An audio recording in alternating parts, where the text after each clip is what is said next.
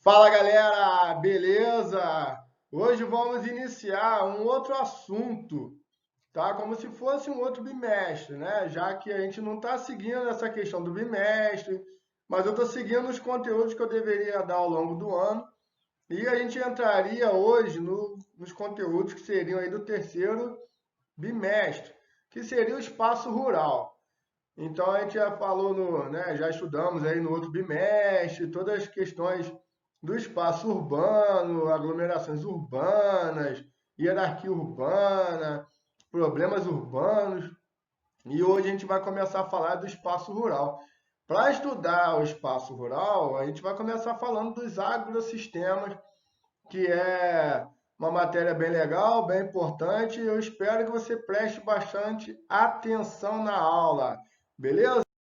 Antes de começar a falar dos agrossistemas, vamos falar das diferenças do espaço rural e do espaço urbano. Na última aula, né, quando a gente iniciou os estudos sobre o espaço urbano, eu mostrei para vocês essas duas imagens e a gente definiu, né, que essa imagem da esquerda seria o espaço rural e essa imagem da direita o espaço urbano. E aí eu perguntei para vocês o que faria, né, vocês entenderem essa diferença, quais que seriam as características. E aí a gente poderia entender que o espaço rural é justamente é, por ter a estrada de chão, ter o verde, ter o mato, e o espaço urbano por ter prédios e carros. E eu falei que, na verdade, não é bem essa definição que diferencia o espaço rural do espaço urbano. O urbano e o rural, eles são espaços diferentes, mas não só na questão da paisagem, na questão de você olhar e você conseguir diferenciar, mas os aspectos que diferenciam o espaço urbano do espaço rural são diferenças econômicas e também diferenças sociais, ou seja, o modo de vida urbano e o modo de vida rural são diferentes, e as atividades econômicas do espaço urbano são diferentes das atividades econômicas do espaço rural. Isso de um modo geral. Beleza? Então não é a paisagem. Daí eu ter mostrado para vocês essas outras duas imagens e perguntei para vocês o que então que é o espaço rural e o espaço urbano. Porque se você entender que o espaço rural, ele é estrada de chão, ele é onde tem verde, ele não tem calçamento, você ia me dizer que a imagem da esquerda é rural e a imagem da direita, por ter automóveis, por ter prédios, por ter asfalto, seria o espaço urbano. Quando, na verdade, você tem ao contrário. A imagem da esquerda é urbana, a imagem da direita é rural. Isso porque, apesar do espaço urbano estar sem pavimentação, estar ali com mais áreas verdes, não é isso que garante que aquele espaço seja urbano, e sim as atividades, né? Então, as principais características entre o espaço urbano e rural são as práticas socioeconômicas. Apesar desse espaço aqui, né, parecer como urbano por ter asfalto, por ter prédios, automóveis, é uma área inteiramente agrícola, uma área grande produtor de morangos, de hortaliças, então é rural, não é urbano. Beleza, galera? O espaço rural, então, é aquele espaço que engloba predominantemente as atividades ligadas ao setor primário, como extrativismo, mas principalmente aqui no nosso contexto, agricultura e pecuária, então a criação de animais e plantações. E o espaço urbano caracterizado principalmente pelas atividades secundárias, que são as indústrias e as atividades terciárias, que são os comércios. Então, como a gente viu, no espaço urbano se concentram lá as lojas, se concentra o poder público e tudo que a gente já estudou sobre o espaço urbano. Beleza? Então vamos começar a falar sobre os agrossistemas. O que é um agrossistema ou sistema agrário? É o tipo ou modelo de produção agropecuária. Então, como a gente já viu que o espaço rural é aquele espaço que vai se preocupar na produção agropecuária, na produção agrícola e pecuária, o agrossistema vai ser a forma como que nós vamos fazer essa produção. Como que nós vamos produzir esses animais, né? Esses alimentos, como que nós vamos criar esses animais. Então, o agrossistema ele tem características, ele tem métodos de produção e ele é baseado, para se classificar um agrossistema, ele é baseado em algumas alguns critérios, tá? E esses critérios eles vão revelar para a gente quais são as técnicas utilizadas, quais são as estratégias desenvolvidas, quais são os objetivos dessa produção, qual que é o tamanho do espaço, como que se aproveita esse espaço. Então, basicamente, né, nós vamos falar sobre o tipo de cultivo, o tamanho da propriedade, a intensidade de utilização do terreno, destino objetivo da produção e o tipo de propriedade. Esses 5 critérios vão nos ajudar a entender o agrossistema e a forma de produção. Beleza? Então, mas tem que saber? Tem que saber. Tem que saber identificar cada um desses critérios e vamos identificar no final da aula os tipos de agrossistema. Muito importante, espero que você preste bastante atenção, porque é uma matéria bem importante, tá? Bem cobrada em Enem, vestibular, essas paradas todas aí, tá? Então preste atenção. Vamos começar falando quanto o tipo de cultivo. E quanto ao tipo de cultivo, uma produção ele pode ser classificada de 2 formas: monocultura e policultura. Vamos chamar de monocultura aquele cultivo que se caracteriza pelo cultivo de apenas uma plantação, um tipo de produto. Nesse caso aí, essa imagem retrata para a gente uma produção de soja. Só tem soja aí. Então ela é uma monocultura. Beleza? Já tá. Eu pouco me importo se tem uma cultura só, ou se tem várias culturas, ou se tem uma plantação, várias plantações. Tá, mas preste atenção, porque isso vai fazer diferença ali na frente. Tá? A gente vai chamar de policultura, então, aquela prática de se cultivar ou criar vários tipos de animais, né? Ou plantas, ou de cultivar plantas.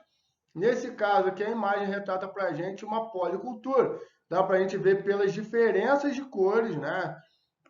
Aqui tem um tipo de alimento, aqui tem outro e aqui tem outro. Show? Então nada muito difícil não, né? Olhar aqui e ver que a monocultura só tem um alimento e policultura tem mais alimento. Daqui a pouco vai ser importante você identificar o que isso vai afetar na produção, o que isso vai dizer com a relação da terra. Tá? Daqui a pouco vai se tornar uma parada mais de análise. Agora não, mais de identificação mesmo e conhecendo aí os termos, os conceitos. Vamos falar agora quanto ao tamanho das propriedades. E elas podem ser divididas em 2: latifúndio e minifúndio. Grossamente falando, um latifúndio é uma grande propriedade de terra, ou seja, uma área enorme, uma grande fazenda. E aí quem é dono dessa terra é um latifundiário, o cara tem uma terra enorme. E uma pequena propriedade de terra, a gente vai chamar ela de minifúndio. Um lotezinho, uma pequena propriedade, um sítiozinho. Já dá para a gente ver que aqui o latifúndio ele está ligado aí a uma monocultura. E geralmente as pequenas propriedades são policultura. Beleza? Daqui a pouco a gente vai falar melhor disso ainda, mas já dá para você começar a perceber. Uma coisa que é muito importante salientar é que o conceito de tamanho ele muda de um lugar para o outro, dependendo do tamanho do território, dependendo do tamanho do país. Exemplo, o Japão é um país muito pequeno e lá para eles um minifúndio, né, uma pequena propriedade, lá no Japão é considerado lá um latifúndio. Né? O que para a gente aqui é um minifúndio, uma pequena propriedade, para a gente aqui no Japão é um latifúndio, porque o Japão tem um território muito pequeno. Então isso varia de lugar para lugar. Né? Não dá para pegar um latifúndio no Japão, que vocês chamam de latifúndio no Japão, e comparar com um latifúndio na Amazônia. Beleza? Quanto à intensidade do terreno, a gente pode classificar a nossa produção, a nossa utilização do solo ou daquele espaço em intensivo e extensivo. Aqui é legal que tanto a intensivo e extensivo fica claro para a gente entender tanto a agricultura quanto a pecuária. Tá? Então, quando a gente fala de agropecuária intensiva, é aquela que utiliza o máximo aproveitamento do solo ou do terreno ou do espaço, né? Do espaço, daquele espaço que você tem para cultivar ou plantar, ou até mesmo do solo. E aí, uma agricultura intensiva, que vai se aproveitar muito daquele solo, geralmente é feito com máquinas. E enquanto que uma pecuária intensiva, que tem que aproveitar bastante aquele espaço, que pode ser pequeno, você vai criar os animais confinados em pequenos territórios. Você vai criar um animal preso. Geralmente todo ele juntinho ali, você vai fazer o melhor aproveitamento. Diferente da agropecuária extensiva, né? Que geralmente tem um menor aproveitamento do solo ou do espaço. Então, numa agropecuária, numa agricultura extensiva, não se faz muita utilização de máquinas, né? Na verdade, aqui, como você vai aproveitar menos, geralmente é feito com mão de obra humana, de trabalhadores, né? E numa pecuária extensiva, geralmente os animais vão ficar soltos, porque você vai ter um menor aproveitamento. Então, os animais vão ocupar mais espaços e a densidade vai ser menor, né? Então, geralmente eles vão ficar mais espaçados no terreno, não vai ter essa característica da pecuária intensiva, que é criar um animal preso. Quanto ao destino e objetivo da produção, a gente pode dividir nossa produção em comercial e de subsistência. Muito importante aqui você já começar a entender que tudo que a gente viu ali até agora, né, principalmente a questão da intensiva e extensiva, tem um objetivo. E o objetivo é o quê? Depende, né? Depende. Então, por exemplo, se eu for por motivos comerciais, uma plantação voltada para o comércio externo, né? Muitas vezes para exportação, ela vai ter uma característica. Então, geralmente, né, a agropecuária, quando ela é voltada para o comércio, para exportação, para atender o mercado de fora, essa produção ela tem que ser em grande escala, tem que ser muita produção, né? E aí, geralmente, então, ela vai ser feita num latifúndio, que é uma área grande. Geralmente, ela vai ser feita numa monocultura, para você fazer apenas um alimento, né? Você se especializa em produzir um alimento, por exemplo, soja. Você é um grande produtor de soja, você só planta soja e geralmente numa agricultura aí intensiva, ou seja, máquinas para produzir uma grande quantidade e aí para você exportar, daí agropecuária comercial. Isso acontece com o gado também, né? Geralmente o gado confinado, maior produtividade, aí para ele ser exportado, exportar carne, exportar para outros países.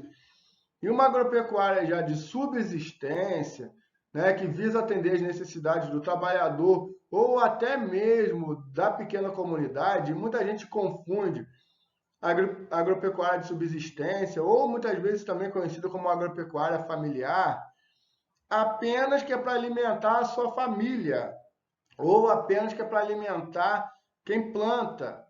Mas não, tá?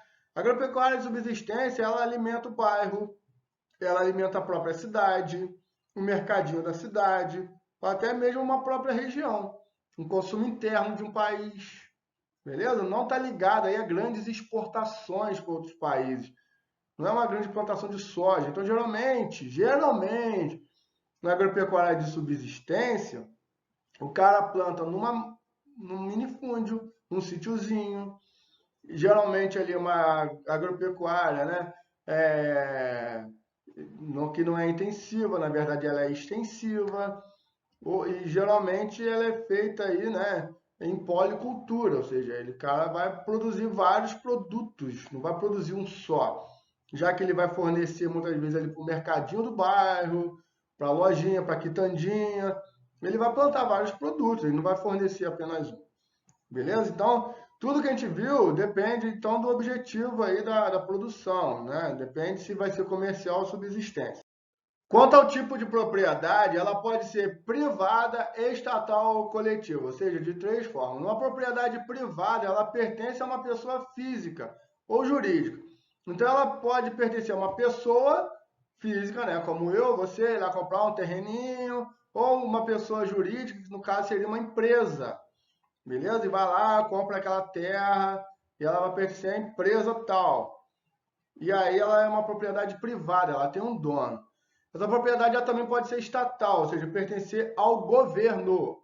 Aqui ela não tem dono, na verdade é o governo, poder público.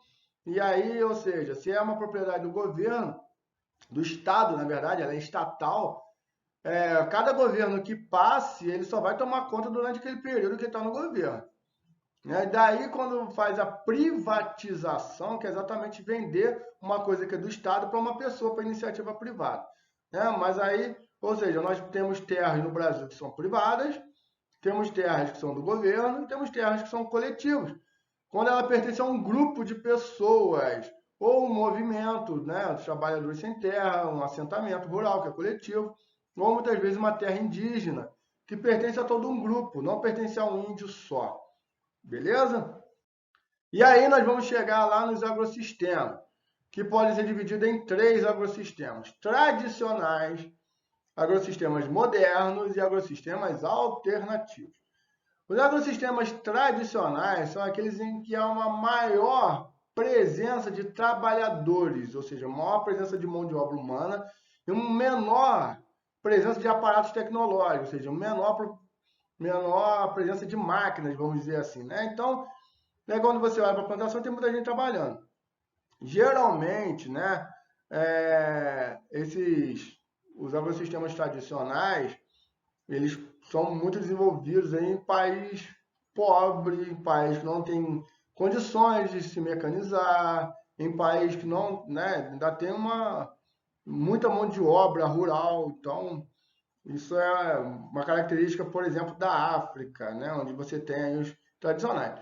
Ah, mas é só lá? Não, né? Se a gente rodar aqui no nosso entorno, vamos ver que a maioria aqui dos agrossistemas em torno nosso, Duas Barras, Nova Friburgo, são tradicionais. Você vê muitas pessoas trabalhando, o cara vai lá cultivar, vê uma grande quantidade de máquinas, né? Até porque basicamente a nossa produção aqui é uma produção de subsistência, uma produção voltada para o nosso mercado interno. Aqui não tem grandes latifundiários que produzem grandes quantidades para exportação, né? Um mercado mais interno. Então, geralmente aqui as nossas produções elas são tradicionais.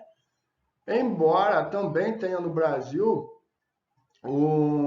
vários agrossistemas modernos, né? O que é um agrossistema moderno? Né? Que há uma ampla utilização de máquinas. Daqui é diferente, né, do tradicional. Daqui o que vai se caracterizar é uma mão de obra, muito menos mão de obra humana, né? Embora você precise do ser humano para trabalhar, para guiar essas máquinas, esses tratores, mas você tem muito menos pessoas trabalhando, você tem mais máquinas fazendo o trabalho. E outra característica do agrossistema moderno é que você tem uma maior utilização de agrotóxicos ou de defensivos químicos, como eles chamam, né, atualmente, para proteger a produção, para não se perder, né, que muitas vezes é feito também até com aviões, que são máquinas em áreas muito grandes, em grandes latifúndios, voltadas para o mercado internacional. Embora não seja de exclusividade do agrossistema moderno a utilização de agrotóxicos. Né? Nessa imagem aqui em cima dá para ver um camarada trabalhando, ou seja, uma pessoa fazendo aí a aplicação do agrotóxico. Ele é um agrossistema tradicional e ele está fazendo pessoalmente, né, manualmente ali a aplicação. Mas o fato é que o agrossistema moderno ele é a grande utilização aí de máquinas em detrimento ao tradicional que utiliza mais mão de obra humana. E para finalizar, vamos falar dos agrossistemas alternativos, que são aqueles elaborados exatamente para ser uma alternativa aos outros dois agrossistemas, tá? Como assim? Ele, né, vai muitas vezes ser um agrossistema que vai tentar evitar aí, uma sobrecarga, um problema relacionado aí ao meio ambiente, ao uso do solo. Por isso, ele não vai se utilizar de agrotóxico.